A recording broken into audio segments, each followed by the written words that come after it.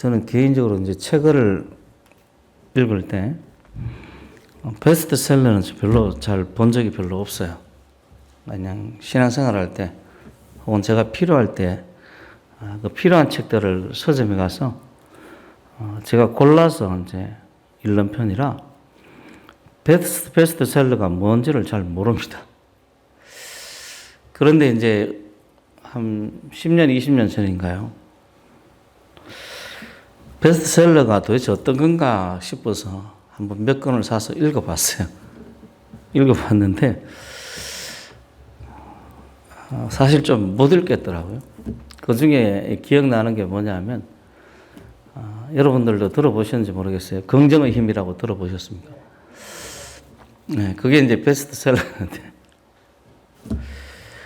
야, 이 책은 없어져야 될 책인데 이런 책이 베스트셀러구나. 그렇게 생각을 했었어요. 참 내용이 좀 성경적이지 못한데 많은 사람들이 그런 책을 좋아하더라고요. 그래서 얼마 전에도 이제 우리 기독교 서적은 아니지만은 최윤이라는 사람이 모든 것은 태도에서 결정된다. 그 영어로는 그 attitude is everything이라고 이렇게 나와 있더라고요. 그 태도가 모든 것이다라는 거죠. 이 책을 발간했는데 그 책에는 그 일잘러가 뭔지 아십니까? 일을 잘하는 사람을 일잘러라고 그러나 봐요. 그 일잘러들이 가져야 될 태도에 대해서 이야기를 해놨어요. 그래서 이 목차만 보면 1장에는 자기 주도성으로 일한다. 그죠? 일을 할 때 자기가 주도적으로 일을 해야지, 그렇죠? 그렇죠? 2장에는 긍정의 에너지를 활용한다. 너무 당연한 이야기를 하는 거예요. 3장에는 일과 삶의 의미를 찾아간다. 4장에는 경쟁이 아닌 성장을 지향한다. 5장에는 탁월함, 뛰어남을 추구해야 된다. 6장에는 따뜻한 인간관계를 가진다. 그리고 7장에는 좋은 습관을 기른다. 들어보니까 너무 당연한 이야기, 너무 마땅한 이야기, 이런 이야기를 적어놨더라고요. 그런데 이런 당연한 이야기를 하는, 어떻게 보면 쉬운 책이죠. 이런 책들이 사실 서점가에서 잘 팔리고 베스트셀러가 될 가능성이 높습니다. 여러분들 혹시 책 쓰고 싶은 사람이 있으면 남들 다 아는 이야기를 쓰시길 바랍니다. 그래야 책이 잘 팔려요. 그러니까 참 이런 이 최은희 씨가 있은 목차만 봐도 제가 느끼는 건 너무 당연한 이야기 하는 거 아닌가. 우리가 성경에서 보는 것에도 이런 어떤 태도에 대한 이야기가 자주 나오는데요. 물론 일 잘하는 사람에 대한 이야기가 아니고 그냥 하나님의 사람으로서 가져야 될 어떤 품성, 습관, 태도 뭐 이런 것들을 이야기하는 거죠. 예를 들면 이 선에 하나님께서 우리에게 선을 베푸실 때 그 반응에 대한 것, 하나님께서 우리에게 선을 베푸실 때 어떤 태도를 가지는가에 대해서도 크게 두 가지로 나눌 수 있어요. 정말 성경에는 많은 인물들이 나오는데 저는 이 성경에 나오는 많은 인물들을 다 기억하는 사람이 없다고 생각합니다. 저는 지금도 성경을 그래도 적게 읽은 건 아니지만 지금도 이제 역대기를 볼 때는 한숨만 나와요. 역대기 전부 다 뭐가 나옵니까? 사람 이름이 쫙 나오고 족보들이 쫙 흘러나오는데 미치겠어요. 조금 읽다가 한 장도 안 돼서 머릿속이 복잡해지는 거예요. 예를 들면 이 갈렙에 대해서도 이 여호수아와 갈렙 이야기할 때 그 갈렙에 대해서도요. 족보에 갈렙의 이야기가 자주 나오는데 갈렙이 두 사람인지 여러 사람인지 몰라요. 그래서 한참 연구한다고 몇 날 며칠을 찾아보고 나서 또 일주일이면 다 까먹습니다. 그래서 또다시 역대기를 볼 때 이 갈렙이 누구지? 하는 그런 생각. 그러니까 참 그 많은 인물을 다 기억하는 사람은 없다라고 생각하는데 어쨌든 이 성경은 이런 수많은 인물이 나오고 그들 상호간의 관계의 문제, 특히 핵심이 되는 것은 하나님과 그 사람과의 그 관계의 문제에 대해서 핵심적으로 다룹니다. 대개의 사람들이 잘 인지를 못하는 것 같지만 우리 성도들도 마찬가지고요. 사실 객관적으로 보면 하나님께서 사람들에게 항상 은혜를 베풉니다. 기억하십니까? 여러분들이 그것을 항상 느끼시고 그렇게 살았으면 좋겠어요. 아담과 하와에게도 은혜를 베풀었죠. 가죽 옷을 지어 입힌다든지 에덴 동산에서 내어 쫓는 것 자체가 사실은 하나님의 은혜입니다. 은혜예요. 가인이 동생인 아벨을 죽였을 때도 가인에게도 하나님의 은총이 임했죠. 문제는 뭐냐면 가인이 그것을 거절하고 도망가서 성을 쌓고 살았다는 게 문제지만 어쨌든 하나님의 은혜가 살인자인 가인에게도 베풀어졌어요. 노아의 홍수에서도 역시 마찬가지고 바벨탑을 쌓았던 사람들에게도 아브라함에게도 수많은 하나님의 사람들에게 뿐 아니라 하나님의 사람이 아니었던 지구상에 살았던 수많은 사람들에게도 하나님의 은혜는 베풀어져 왔습니다. 예수님께서 산상수훈 마태복음 5장에 보면 그런 말씀을 하시는데 원수를 사랑하며 너희를 박해하는 자를 위해서 기도하라 이렇게 이야기하면서 원수를 사랑하라 너희를 박해하는 자를 위해서 기도하라 이같이 한정 하늘에 계신 너희 아버지의 아들이 된다. 그러면서 왜냐하면 하나님께서 해를 그 해 하늘에 비치는 해 그 해를 악인과 선인에게도 같이 비춰주고 비를 의로운 자와 불의한 자에게도 같이 내려주기 때문이다. 그래서 하나님께서 지금 햇빛을 비춰주고 공기를 주시고 비를 내리는 것 자체가 원수를 미워하지 않고 사랑하는 것을 보여주는 거예요. 제가 이야기했듯이 죄를 짓는 것은 하나님과 원수를 삼는 겁니다. 하나님께서 이 죄인들을 살려주시는 것은 지금도 여전히 원수를 미워하지 않고 뭐 하고 있다는 이야기예요? 사랑하고 있다는 것을 보여주시는 거예요. 그래서 하나님의 사랑과 은혜는 오랜 동안 인간들에게 베풀어져 왔어요. 문제는 이제 그 은혜에 대한 그 사람, 인간의 태도죠. 그래서 어떤 이들은 이 은혜를 당연하게 생각하는 사람들이 있어요.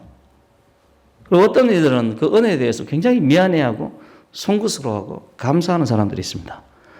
저는 우리 성도들이 은혜에 대해서 송구스러워하는 성도가 되었으면 좋겠어요. 이 부당거래라는 영화 혹시 보셨습니까? 부당거래라는 영화 안 보셨어요? 그 영화 대사 중에 아주 유명한 대사가 있습니다. 뭐냐 하면 호의가 계속되면 그게 권리인 줄 알아요. 이 대사예요.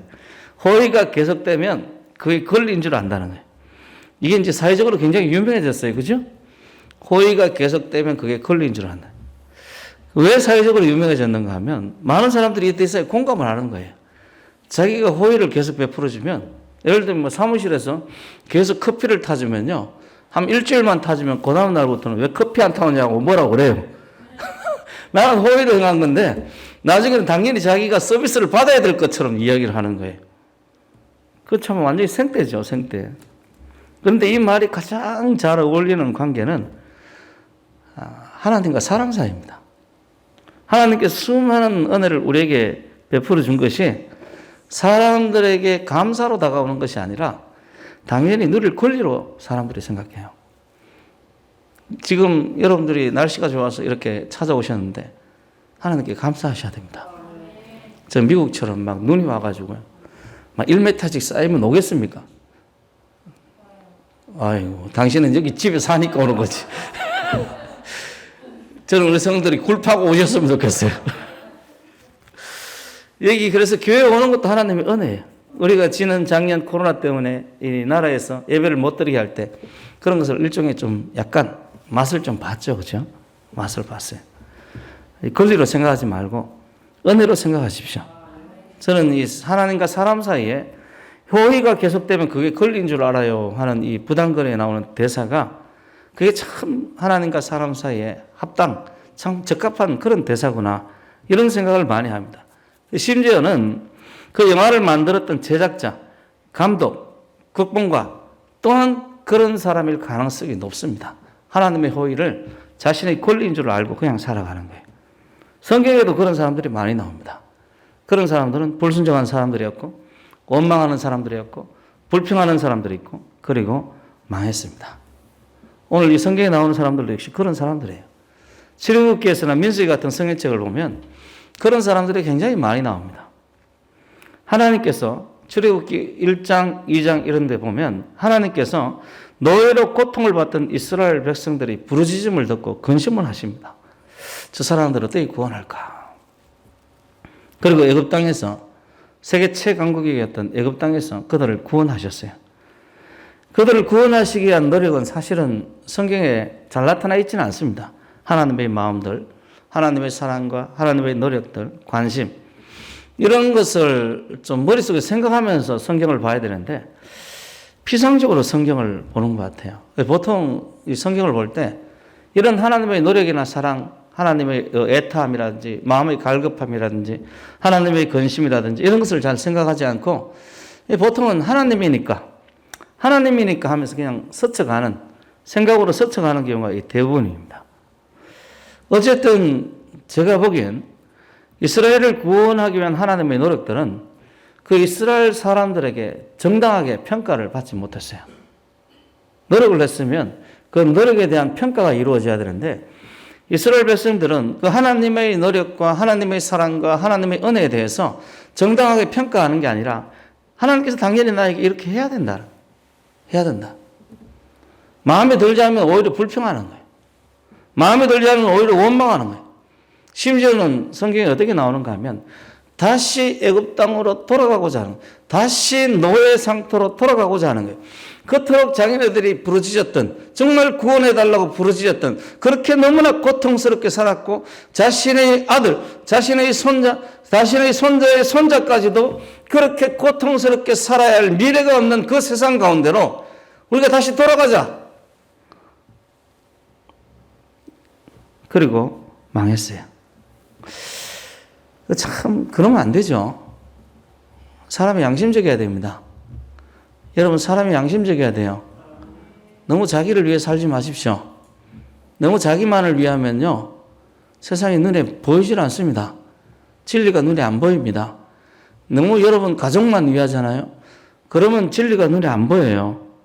이스라엘 사람들은 이 지나친 이기심 때문에 자신들을 구원하신 그 하나님을 믿어야 했었는데 하나님께서 정말 전능하신 하나님이고 우리를 구원하셨으면 우리를 끝까지 책임질 줄로 믿어야 됩니다. 예수님이 우리를 구원하셨습니까? 그러면 예수님이 우리 인생을 끝까지 책임질 줄로 믿으셔야 됩니다. 예수님을 바라보시고 그를 따르십시오. 이스라엘 백성들도 그랬어야 됐어요. 그래서 하나님께서 그들에 대해서 신실하시듯이 이 사람들도 하나님에 대해서 신실해야 됐습니다. 그것이 자신들을 그를 구원하신 하나님에 대한 최소한의 예의였어요. 그러나 그들은 모세가 시내산에 올라가서 율법을 받을 때 시내산에 올라가자마자 한 일이 뭐냐 하면 송아지 우상을 만드는 일이었어요. 송아지를 보고 하나님이라고 그러면 하나님이 좋아하시겠습니까? 여러분 예수님 그림 자꾸 만들지 마세요. 집에 걸지 마세요. 우리 교회에 그런 사람 아무도 없죠? 예전에 제가 처음 교회를 섬길 때 이렇게 말했더니 내가 신방만 가면 예수님 그림 치우기 바쁘더라고요. 그게 눈에 확 들어와요. 예수님 그림이 집에 한두 장 있는 게 아니라 예수님 기분 나빠요. 예수님이 어떻게 생겼는지 모르잖아요. 그죠? 근데 예수님을 형상을 만들어서 하면 예수님 기분 나쁘죠. 저도요, 엉뚱하게 저를 걸어놓으면 저 기분 나쁩니다. 잘생기게 걸어놓으면 잘생긴 대로 기분 나쁘고요. 못생긴 게 걸어놓으면 못생긴 대로 기분 나빠요. 그러니까 성경에는 분명히 하나님에 대한 형상을 자기를 위해서 새긴 형상을 만들지 말라라고 이야기를 합니다. 만들지 말라. 그런데 송아지를 만들어 놓고 하나님이라고 해요. 하나님이라고. 그건 자신들을 구원하신 하나님을 욕보인 겁니다. 하나님이 송아지라뇨. 뿐만 아니라 여기서 끝난 게 아닙니다. 끊임없이 자신들을 인도하시는 하나님을 거역하면서 불순종하고 원망합니다. 오늘 11절에 보면 16절에 보면 듣고 경노하시게 하는 하나님을 노하게 하는 자가 누구냐? 모세를 따라 애굽에서 나온 모든 사람이 아니냐. 그러면서 11절에 보면 내가 노하여 맹세한 바 같이 그들은 내 안식에 들어오지 못하리라. 그래서 사람을 사람답게 만드는 것이 은혜에 대한 태도에서 비롯된다고 생각합니다. 내게 은혜가 임했을 때 어떤 태도를 가지는가? 눈을 뜨면 눈을 뜬 것 때문에 감사하죠, 사실은. 살아있음에 감사하고, 그죠? 그래서 빛과 공기가 있을 때도 참 감사하고요. 가끔 드라이브를 나갈 때 경치가요, 날마다 달라요. 봄, 여름, 가을 다르고요. 날이 흐리고 맑을 때 다르고요. 또 비 올 때도 다르고요. 참 감사하더라고요. 저렇게 늘 새로운 세상을 하나님께서 보게 하시고 빛과 공기와 바람과 더러이 나무 하늘에조차도 참 감사한 그런 사람들에게 하나님의 은혜가 보입니다. 그런 사람들에게 하나님의 손길이 보여요. 그래서 여러분들이 은혜에 대해서 감사할 때 하나님의 영광을 보게 될 줄로 믿으시길 바랍니다. 많은 어려움 속에서도 사람을 살리고자 하는 그 하나님의 사랑이 그런 사람들에게 보이는 거예요. 지금도 여전히 하나님께서 우리 대한민국을 사랑하십니다. 그래서 하나님의 사람들을 이렇게 세우시고요. 이 나라를 바르게 세우려고 하나님께서 일하시는 줄로 믿으시길 바랍니다. 여러분들이 이런 일에 함께 동참할 때 하나님께서 여러분과 함께 동사하시고 함께 일하십니다. 하나님께서 이 세상을 창조하시고 또한 우리를 위해서 자신의 아들을 내어주셨음을 알았다면, 그리고 그 사람이 은혜를 아는 삶의 태도를 가졌다면 그런 사람들에게 하나님의 은혜라는 것은 정말 감당하기 힘들죠. 하나님께서 자신의 아들을 나를 위해서 내어주신 걸 이걸 알았어요. 정말 너무 감사하지 않습니까? 그 감사함이 반드시 그 사람의 인생을 변화시킵니다. 그리고 예수 그리스도에 대한 열정으로 가득하게 만들어요. 은혜에 대한 태도가 그 사람으로 하여금 거듭나게 할 뿐 아니라 그 사람 삶 전체를 다 바꿔버리는 거예요. 그리고 내게 은혜를 베푸신 그 하나님, 그 예수 그리스도에 대한 열정으로 가득하게 만듭니다. 많은 선교사들과 헌신된 그리스도인들이 예수 그리스도의 십자가의 그 은혜를 알고 인생을 주님 앞에 드리겠다, 나는 내 인생을 주님 앞에 드리겠다, 이렇게 결단하는 데는 이유가 있습니다. 왜냐하면 그들이 경험했던 하나님의 사랑과 은혜가 자신의 모든 것을 드려도, 심지어는 자신의 생명을 드리고 자신의 미래조차 다 드려도 하나님의 사랑과 은혜에 비교를 하면 감당할 수가 없는 거예요. 감당할 수가 없는 거예요. 그 세계적으로 유명한 찬송가 있죠. Amazing Grace, How sweet the sound that saved a wretch like me. 나 같은 죄인 살리신 주원의 놀라와, 이렇게 번역이 된 찬송가 몇 장인지 내가 잘 모르겠네요. 옛날에 405장이었는데 이 번역된 이 시는 존 뉴턴이라는 노예 선장 출신의 목사 작품입니다. 참 멋있는 신앙 고백이죠. Amazing Grace. 주님의 은혜가 너무 놀랍다는, 얼마나 달콤한 이야기인가. 나 같은 죄인을 구원하셨다는, 나 같은. 이 찬송을 작시한 존 뉴턴만 그런 심정이었던 것이 아닙니다. 하나님의 은혜를 경험하고 알았던 수많은 지각이 있는 올바른 태도를 가진 이 신앙인들이 예수님의 죽음에 감격한 거예요. 예수님이 행하신 일에 너무 감사한 거예요. 그러니까 그대로 있을 수가 없는 거예요. 그대로 있을 수가 없는 거예요. 우리 집사람은 옆집 권사님이 뭘 갖다 주면 항상 또 다른 걸 갖다 주더라고요. 왜냐하면 고마우니까. 뭘 주고 싶은데 항상 그냥 있지를 않아요. 감사하니까. 그게 또 더 주게 하더라고요. 그 권사님이 또 더 주고 싶은 마음을 품게 하나 봐요. 그러니까 참 이런 관계가 이어질 때 서로가 신뢰하는 관계가 되고 신실한 관계가 이루어지는 겁니다. 하나님에 대한 관계도 마찬가지예요. 하나님께서 우리에게 일방적으로 은혜를 베푸면 그 관계는 조금 있으면 끊어집니다. 그게 아닙니다. 하나님께서 우리에게 은혜를 베푸실 때 그 은혜에 감격하고 감사해서 우리의 삶을 주님 앞에 드려갈 때 하나님과 우리 사이가 더욱더 깊어지고 더욱더 신뢰할 만한 그런 관계가 되는 거예요. 그래서 은혜를 아는 사람은 그 은혜에 대해서 감사하고 생각할 줄 압니다. 여러분 생각하십시오. 예수님께서 우리에게 베푸신 은혜에 대해서 생각하고 또 생각하시기 바랍니다. 그래서 그 일을 생각하다 보면 내가 무엇을 해야 된다는 것을 자각하게 되고 자기가 해야 될 일을 깨닫고 그 일을 하는 거예요. 그 일을 하는 거예요. 제가 우리 중고등부 학생들, 청년들에게 진화론과 관련해서 비디오를 보여준 적이 있는데, 제가 보기에는 그 진화론 관련 그 학생들에게 보여준 비디오가 우리나라에서 최상의 영상 질을 가지고 있어요. 내용은 잘 모르겠고. 근데 이 사람이 원래 음악하는 사람이에요. 음악하는 사람인데 하나님의 은혜를 받고 영상을 만들기 시작한 거예요. 근데 제가 보기엔 그게 우리나라에서 지금 만들어진 유튜브 영상 가운데서는 최고라. 아니나 다를까 얼마 전에 그 창조과학회에서 인트로 영상을 만드는데 이 사람한테 부탁해서 이 사람이 만들었다고 하더라고요.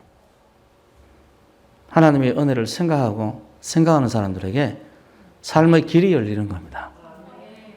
예수가 전부입니다. 여러분들이 예수를 깊이 생각하는 그런 성도 되시길 바랍니다.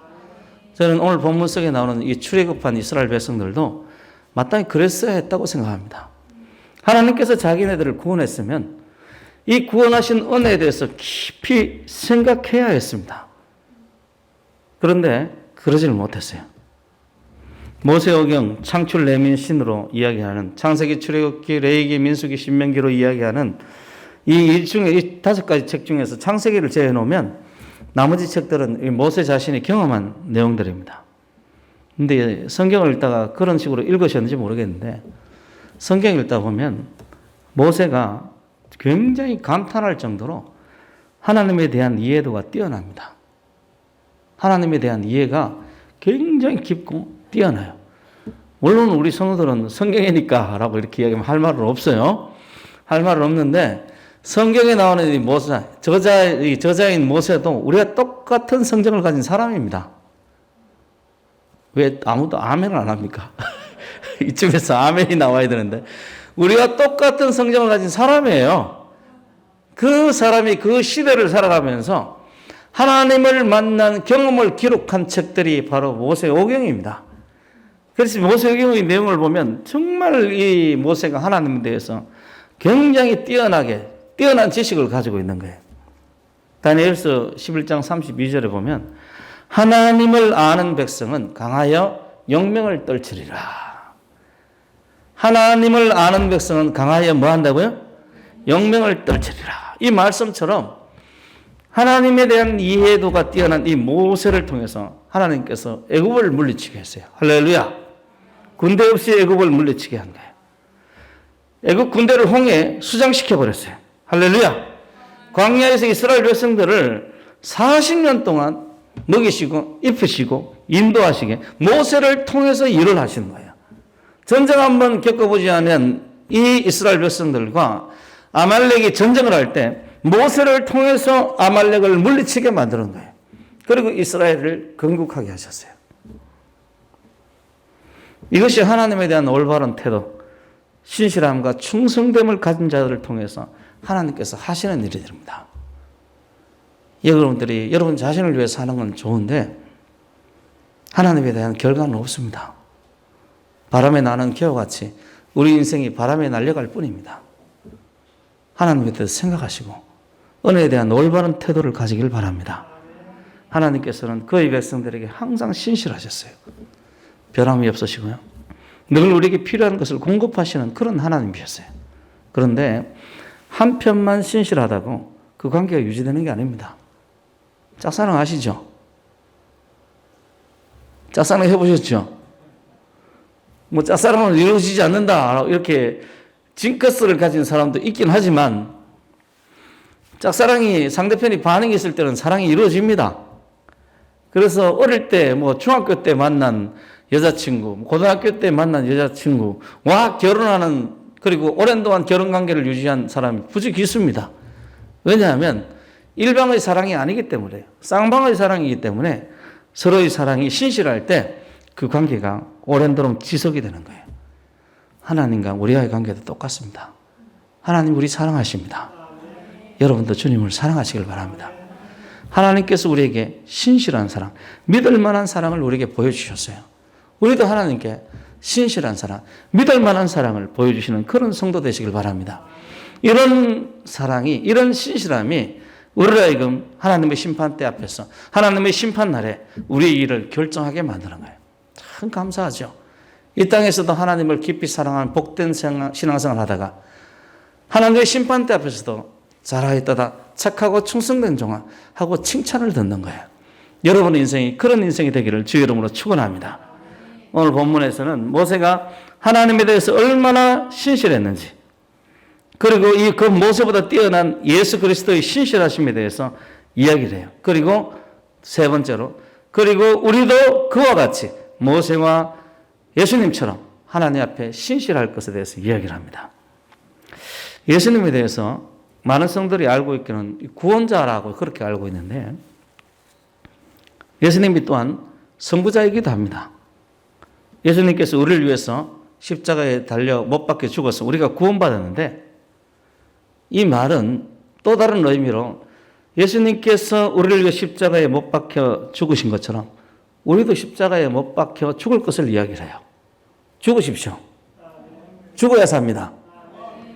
두 번째로, 예수님께서 3일 만에 부활하신 것은 그가 부활의 첫 열매가 되어서 예수님을 주로 영접하는 사람들도 예수님과 함께 영원히 살 것에 대해서 보여주신 거예요. 예수님은 선구자십니다. 우리보다 앞서가신 분이에요. 그래서 누가복음 9장 23절에 보면 무리에게 이르시되, 그러면서 아무든지 나를 따라오거든 자기를 부인하고 날마다 제 십자가를 지고 나를 따를 것이다. 나를 따라오라고 그래요. 나를 따라오라고. 예수님 자신을 따라오라고 그래요. 14장 27절에도 누구든지 자기 십자가를 지고 나를 따르지 않는 자는 능히 내 제자가 되지 못한다. 예수님의 제자가 되려면 앞서가신 예수님을 어떻게 해야 된다는 이야기예요? 따라가라는 거예요. 따라가라는. 예수님 자신의 말씀도 그렇지만은 사도들도 이런 유의 말씀들을 계속 반복합니다. 빌립보서 2장 5절에 보면 너희 안에 이 마음을 품으라. 곧 그리스도 예수의 마음이니 예수를 닮을 것을 이야기를 해요. 예수님을 따라가라는 이야기죠. 오늘 본문에서 말하고 있는 것은 예수님께서 아들로서 하나님께서 신실한 것 같이 우리도 그와 같이 신실하게 변함없이 하나님에 대해서 신실함을 보이라는 겁니다. 이 신실함이라는 것은 믿을 만한, 신뢰하는, 신임하는, 믿는 뭐 이런 뜻이에요. 그래서 하나님의 신실하다고 이야기할 때 하나님 믿을 만하다는 거죠. 또 지금 성경의 저자들은 지금 헬라어로 성경을 기록했지만은 이들이 사용하는 언어는 아람어가 아니면 히브리어입니다. 히브리 말로 이 피스토스라는 말을, 신실함이라는 말을 히브리 말로 옮기면 아만입니다. 아만. 하만이 아니고, 하만은 어디서 들어봤죠, 그죠? 하만이 아니고 아만이에요. 아만. 여기에는 헬라어에서 이야기하는 믿을 만한, 신실한, 믿는, 뭐 신뢰하는, 신임하는 이런 뜻에서 하나가 더 추가됩니다. 그건 뭐냐 하면 이 아만이라는 뜻에는, 그러니까 아만이 원문이겠죠. 아만이 원문일 텐데 여기에는 하나가 더 추가되는데 뭐냐 하면 확실하게 하다, 확정하다, 변함없다는 말이 추가해야 됩니다. 믿을 만한데 그게 확정된 믿음이에요. 확정된 믿음. 이것이 우리가 성경에서 봐서 신실하다라는 단어의 의미입니다. 성경에서의 신실함은 믿을 만하다 이런 뜻도 있지만은 그 믿을 만한 게 확정되어지는, 변하지 않는 믿을 만한 그런 것을 신실하다고 이야기를 해요. 하나님의 신실하시면 그런 것입니다. 변하지 않아요. 회전하는 그림자도 없습니다. 변하지 않아요. 우리의 신실함도 어떻게 해야 됩니까? 변하지 않아야죠. 여러분들이 그런 성도 되시길 바랍니다. 그래서 제가 이제 연애할 때 우리 집사람이 제 행동을 예측을 하더라고요. 앞으로 이런 행동을 할 것이라고 예측을 하더라고요. 처음에는 약간 기분이 상하려고 그랬어요. 여러분 이 단어에 주목하시길 바랍니다. 상한 게 아니라 상하려고 했어요. 후환이 두려워서 하는 이야기입니다. 상하려고 했는데 생각해 보니까 예수 믿는 사람이 너무 그게 당연한 거예요. 우리 성도들이 예측 가능한 성도가 되길 바랍니다. 그런 사람들이 바로 어떤 사람인가 하면 신실한 사람들이에요. 신실한 사람들이라. 예수님에 대해서 우리가 생각할 때도 우리는 주로 예수님께서 우리에게 행하신 일들을 생각하죠. 저는 그것만 생각하면 예수님에 대해 생각하는 게 반쪽짜리라고 생각합니다. 관점을 좀 바꿔보면, 오늘 본문처럼 관점을 바꿔보면 예수님께서 우리에게 행하신 일이 아니라 예수님께서 하나님에 대해서 어떻게 하셨는가 하는 거예요. 우리에게 한 일이 아니라 하나님에 대해서 어떻게 하셨는가에 대해서 오늘 성경은 이야기하고요. 많은 성경의 본문들이 실제로 그 이야기를 합니다. 예수님이 하나님에 대해서 어떻게 하셨는가에 대한. 그것이 선고자로서의 예수님의 모습이라면 우리도 역시 예수님이 하나님의 앞에 한 것처럼 우리도 하나님 앞에 그렇게 해야 된다는 것을 이야기를 합니다. 많은 사람들이 예수님이니까 이렇게 하셨겠지라고 이야기하는 소리를 들을 때마다 솔직히 마음이 불쾌합니다. 성경은 그렇게 이야기하지 않거든요. 성경은 예수님의 고통과 예수님의 절망과 예수님의 슬픔과 예수님의 수고와 예수님께서 얼마나 애를 썼는지에 대해서 수없이 이야기를 합니다. 그리고 그런 예수님을 우리가 따라가라고 말씀하십니다. 그러려면 우리가 성경을 자세히 봐서 예수님께서 하나님에게 어떻게 하셨는지를 봐야죠. 그래서 이 예수님께서 우리에게 하신 일은 예수님과 하나님과의 관계에서 일어난 결과물입니다. 자, 이게 중요한 이야기인데요. 예수님께서 우리에게 하신 일은 뭐라고요? 예수님과 하나님 사이에서 관계에서 일어난 결과물이 우리에게 행하신 일들이에요. 그거는 어떻게 생각하면 우리와의 관계 속에서 동시적으로 일어난 일이기도 하고 2차적으로 일어난 일이기도 해요. 예수님의 말씀 중에서 내가 한 일 중에서 아버지의 어떤 뜻 외에 아버지께서 말씀하신 것 외에 행한 일은 아무것도 없다. 전부 다 아버지께서 시켜서 한 일이라 그렇게 이야기를 하잖아요. 그러니까 하나님과의 관계 속에서 우리 일들이 일어난 거예요. 십자가에 대해서도 빌립보서 2장에서 어떻게 이야기하는가 하면 그가 하나님께 죽기까지 복종하셨으니 이는 십자가에 죽으심이라 라고 이렇게 이야기를 하잖아요. 그러니까 십자가에 달려 죽은 것 자체도 하나님과의 관계 속에서 하나님의 뜻에 복종함으로써 일어난 것이 육체가 되시고 우리를 위해서 십자가에 달려 죽으신 그 사건이었던 거예요. 오늘 본문은 거기에 대해서 한마디로 이야기를 합니다. 신실하다. 옛날 개혁성경에는 충성되었다라고 이야기하죠. 여러분들이 충성으로 이 말을 이해해도 상관이 없습니다. 우리는 예수님을 따르는 사람입니다. 우리 한번 따라해 봅시다. 우리는 예수님을 따르는 사람들이다. 예수님께서 하나님에 대해서 신실함을 보여준 것처럼 주님 말씀하시면 아버지 말씀하세요. 다 하겠습니다. 이렇게 보여주신 것처럼 우리도 그래야 됩니다. 우리들의 신앙이 하나님 보시기에 신실하기를 원합니다. 이스라엘 백성들은 그렇지 못했죠. 이스라엘 백성들은 40년 동안 끊임없이 하나님을 배반하다가 가나안 땅에 들어가지 못했습니다. 그리고 하나님을 진노하게 만들었어요. 이스라엘 백성들은 특별히 우리보다도 더 악하다고 생각하시면 안 됩니다. 여러분 이스라엘 백성들 성경을 보면서 이스라엘 백성들이 왜 이렇게 악할까? 우리보다 훨씬 악하구나 이렇게 생각하시면 안 된다니까요. 그들 나름대로 이유가 있겠죠. 그렇지 않습니까? 직장도 있었을 것이고 그죠? 생업도 있었을 것이고 성경에 나오잖아요. 잔치 때 오라고 그러니까 장가 가야 되고 밭을 사는데 밭을 가봐야 되고 소를 사는데 시험을 한번 해봐야 되고 수많은 사정이 있습니다. 바쁜 사정이 있어야 다. 그런데 성경은 그런 이야기를 하지 않습니다. 사정이 분명히 있었겠지만 그런 이야기 하잖아요. 결과적으로 하나님에 대해서 신실하지 못했다. 딱 거기까지만 이야기를 합니다. 그리고 하나님의 은혜를 배신했다. 그리고 망했다. 오늘 한국 사회에서의 불신의 풍조도 그러합니다. 우리가 하나님에 대해서 신실해야 됩니다. 그렇지 않으면 우리는 망합니다. 그거 여러분들이 2000년 동안 세계 역사를 연구해 보면요. 그게 확실해요. 하나님과 함께 하는 민족은 하나님께서 반드시 축복하시고 그렇지 않은 민족은 망합니다. 현재 우리나라는 지금 망하는 길로 가고 있어요. 여기서 망하는 길에서 돌이킬 것은 우리가 하나님 앞에 신실한 것밖에 없어요. 신실한 것밖에.